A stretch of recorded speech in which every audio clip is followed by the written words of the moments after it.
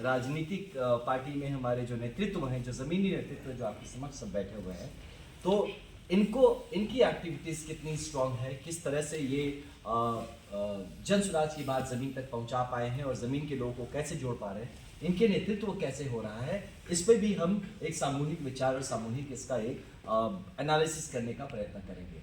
साथ ही जो आने वाले चुनाव में हमारे कैंडिडेट्स होंगे, तब कैंडिडेट्स की पकड़ कितनी है, जिन्होंने अपना कैंडिडेचर दिया है या जो देंगे उनकी पकड़ कितनी है ज़मीन पर, इसको भी समझना ज़रूरी है। तो इन सब मुद्दों को लेके हम लोग यहाँ से चले हैं और ये आशा करते हैं कि प्रशांत किशोर जी के मार्गदर्शन में ये जो यात्रा चल रही है और जिन मुद्दों को लेके चल रही है उस पर हम लोग सफल हैं। सर, मेरा एक सवाल है, जन स्वराज जैसा कहती है हम नई राजनीति की नई धारा बढ़ाने वाले हैं, वैसे लोगों को जोड़ने वाले हैं जो अच्छे लोग हैं, समाज को कुछ दे सकते हैं। लेकिन विगत उपचुनाव में जिस तरह से आपकी पार्टी ने कैंडिडेट बनाए या तो फिर धन बल का भी उपयोग किया गया, तो इससे तो थोड़ी सी लोगों में निराशा हुई है कि जो परंपरागत चली आ रही है, मतलब आप उसको बुजुर्गा भी कह सकते हैं, वही आप ही किए। नहीं, इसमें बताएं कि ये बहुत जल्दी जजमेंटल हमें नहीं होना चाहिए। आप ये देखिए कि जब उपचुनाव हुए तो जुम्मा बस 1 महीना हुआ था पार्टी के बने। हमारे जो राजनीतिक जो हमारे लोग हैं पूरी तरह से एक्टिवेट, हमारा संगठन भी एक्टिवेट नहीं हो पाया था। तो वहाँ पे हमने जो भी काम किया, वहाँ पे इतने कम टाइम पर हमारे पास जो जुड़े थे और उसमें जो बेस्ट हमारे पास थे, हम उनको लेके आगे बढ़े। जो हमारे ज़मीन के लोग थे उनके हिसाब से हम आगे बढ़े। तो ये पहली बात की एक राजनीतिक आगाज़ ज़रूर था जन स्वराज पार्टी का, लेकिन हमारा ये जो हमारा जो प्रिंसिपल है कि सही लोग, सही सोच और सामूहिक प्रयास, इससे हम तब भी नहीं मिले थे। देखने में क्या होता है कि राजनीतिक कारणों से नैरेटिव्स बिल्डअप किए जाते हैं, ये समझाने की कोशिश की जाती है और ये मतलब राजनीतिक तौर पे फेयर भी है कि सबको दिखाया जाए कि कुछ अलग नहीं है। तो मुझे लगता है कि हम ऐसी एक नैरेटिव में हैं, क्योंकि जो अंदर हम काम किए हैं, जिन लोगों से जुड़े हैं और जो 10% लोगों ने हमें वोट दिया है, तो ज़रूर कुछ ना कुछ हमने भरोसा कायम जगाया तो ज़रूर है।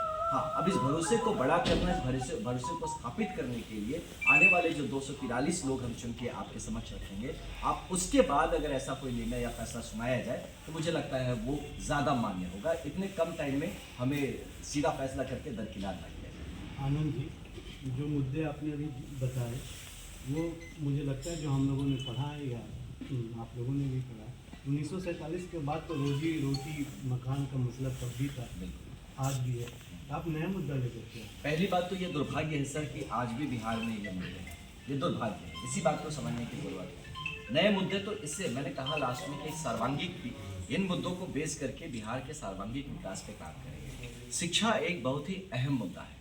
आप आज की कंडीशंस में आप देख लीजिए, आप शिक्षा की दुर्व्यवस्था आप खुद ये सबके समक्ष है। आप एक कोर्स 3 साल की कोर्स 3 साल में पूरा नहीं कर पा रहे। आप परीक्षा व्यवस्था किस तरह से टूट चुकी है, आप इस पर देख लीजिए।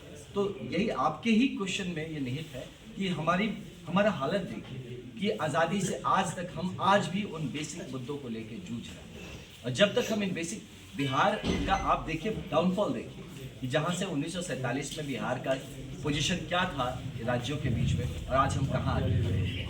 तो इसीलिए मुझे लगता है कि कहीं ना कहीं पहले इन बेसिक मुद्दों को अगर हम एड्रेस नहीं करेंगे, लोगों के पेट में खाना नहीं होगा, जब तक उनके अपने स्वाभिमान से जीने की क्षमता नहीं होगी, हम उनको अगर हम बात करें किसी और भी बड़ी तो उनको बात तो आधी बात वो उससे इत्तेफाक नहीं रखेंगे और उनको लगेगा आप हवाई बातें कर रहे हैं।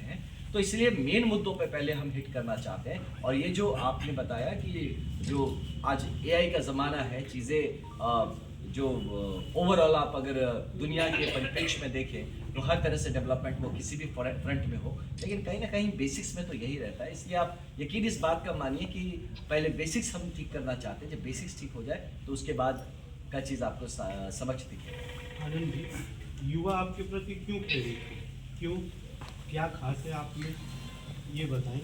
या फिर आपको इसलिए युवा प्रदेश अध्यक्ष बना दिया गया कि आप इनकाउंटर स्पेशलिस्ट हैं, युवा आपके पीछे दौड़ेगा इस बात को लेकर, आइकॉन मानेगा आपसे? नहीं, बिल्कुल नहीं। देखिए, एक चीज़ तो है कि ये किसी से हम चाहते हैं कि युवा सशक्त बने, वो किसी के पीछे दौड़े, ये हमारी कभी भी मानता नहीं, हमारी मान्यता ये नहीं है कि हम युवाओं को पीछे दौड़ाएं या किसी को अपने से इंस्पायर करने की कोशिश करें। प्रदेश अध्यक्ष बनाया गया तो इसके पीछे शायद ये दिखा होगा कि जो जुनून और जज्बात लेके मैं काम करना चाहता हूँ, सब छोड़ के फुल टाइमर के रूप में यहाँ पे हूँ और पूरी तरह से डेडिकेटेड काम करना चाहते हैं, ये एक चीज़ है। दूसरा पक्ष हो सकता है कि क्योंकि एक अपने प्रोफेशनल लाइफ में एक सफलता एक लेवल तो पहुँचा हूँ, तो उसमें हो सकता है मैं बच्चों के लिए, युवाओं के लिए गाइड के स्वरूप भी काम कर सकूं जो राजनीति से परे है और उससे बढ़ के। तीसरी बात यह है कि एक प्रूवन क्रेडेंशियल होता है किसी का। 5 जिलों में एसपी रहा हूं, तो इट्स नॉट अबाउट इनकाउंटर, यहाँ किसका इनकाउंटर करना है कि इनकाउंटर स्पेशलिस्ट कारण बने किसी का मोटिवेशन का। लेकिन हाँ, इसके पीछे जो जुनून है, जज्बात है, जो सच्चाई और ईमानदारी है, ये ज़रूर एक मे भी किसी को अगर लगे तो इससे एक प्रेरणा लिया जा सकता है। और एक ही जीवन है, एक जीवन है श्रेष्ठ जीवन। अगर इस बात को कोई समझे कि भाई एक ही इंसान एक ही जीवन में कितना कुछ कर सकता है, इस बात से अगर कोई प्रेरणा ले सके तो हाँ ठीक है, मैं उसके लिए एक as a guide, as a mentor, as a elder brother हो सकता हूँ।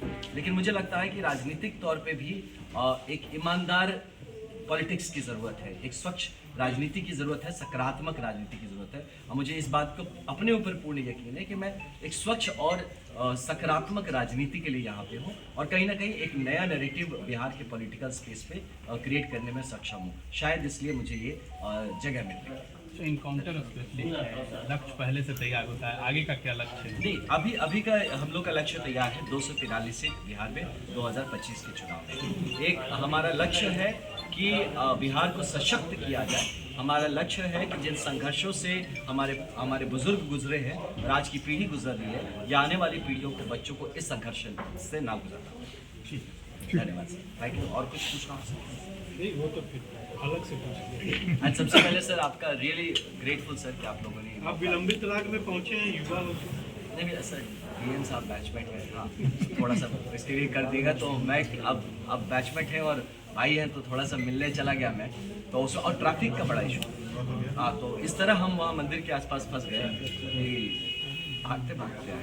तो ये विलम्ब के लिए मैं क्षमा भी चाहता हूँ, धन्यवाद भी देना चाहूँगा कि आप लोग रुके और आशा करते हैं कि जो संबंध बना हम लोगों का आज, ये संबंध ऐसे बरकरार रहे और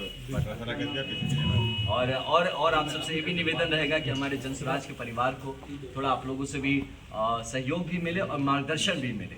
हाँ, क्योंकि हम चाहते हैं कि जब हम लोग इस काम में उतरे हैं तो हमारी सद्बुद्धि ना भटकेगा, बाकी सब भटक जाए, सद्बुद्धि नहीं भटकनी चाहिए। तो इसलिए आप लोग, क्योंकि ज़मीन से आपसे बेहतर कोई नहीं जानेगा समाज को, आप थोड़ा मार्गदर्शन हम सबका करते रहिए, बस यही आप सबसे। मार्गदर्शन में लोहिया ने कभी कहा है कि राजनीति में संघर्ष बहुत जरूरी है। वो तो कर ही रहे हैं, ये तो पूरा संघर्ष यात्रा ही। हाँ, ज़मीनी मार्गदर्शन आप लोगों से मिलता रहे। ये टीम है, हम लोग एक नया और एक नई तरह की राजनीति करने का प्रयत्न कर रहे हैं। आप जैसा बताया, सकारात्मक राजनीति करने का प्रयत्न कर रहे हैं, जहाँ की यहाँ पे एक दूसरे को गाली देने में ही लगता है कि वही राजनीति में उसमें किक मिलता है, लेकिन उससे परे अगर हम लोग कुछ कर पाए, आप सहयोग करें। इसके बाद स्पेशलिटीज, हाँ आज हम लोग जाके रुक रहे हैं टिकारी। हाँ, आज हम लोग 3 विधानसभा टच करेंगे, गया, बेलागंज और टिकारी। तो दोनों विधानसभा क्रांतिकारी